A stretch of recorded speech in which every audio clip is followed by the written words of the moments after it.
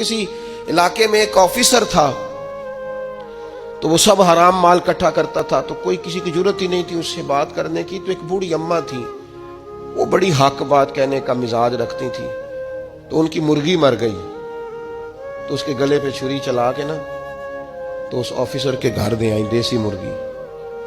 تو وہ شام کو شکریہ ادا کرنے آ گیا، کہنے لگا اماں کمال کر دیا، دیسی مرغی تو کسی کو دیتا ہی نہیں۔ کہنے لگے بیٹے نہیں، کمال والی بات نہیں، مر گئی تھی۔ تو وہ ناراض ہو گیا، کہنے لگا مر گئی تھی تو میرے گھر کیوں دے دی؟ کہنے لگی سارا محلہ جانتا ہے تو سارا حرام کھاتا ہے۔ تو میں نے کہا یہ کروڑوں حرام کھا گیا تو کوئی مشکل نہیں، تو ایک مرغی سے کیا تکلیف دے گی؟ تو وہ اللہ نے اس کے دل میں بات ڈالی، اس کو اثر ہوا، وہ رونے لگا، کہنے لگا بات تو ٹھیک کر رہی، کروڑوں روپیہ حرام کا آئے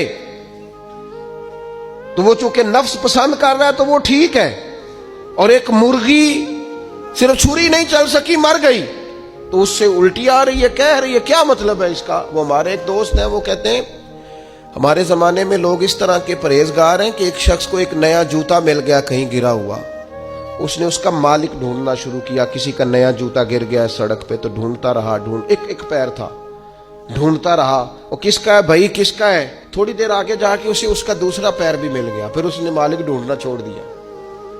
پہلے وہ نیک تھا کیونکہ ایک جوتا تھا نا، پہن نہیں سکتا تھا، جیسے ہی اسے اتنی تکلیف کی بات ہے امت مسلمہ میں، نفس کی خواہش کو خدا بنا لیا، جو تیری طبیعت میں آئے ویسے ماں باپ کو تو وقت نہیں دے سکا، ویسے اگر تجھے کہا جائے کہ ماں باپ کی طرف سے کسی یتیم بچے کا خرچہ اٹھا لے، وہ تو نہیں اٹھا سکتا۔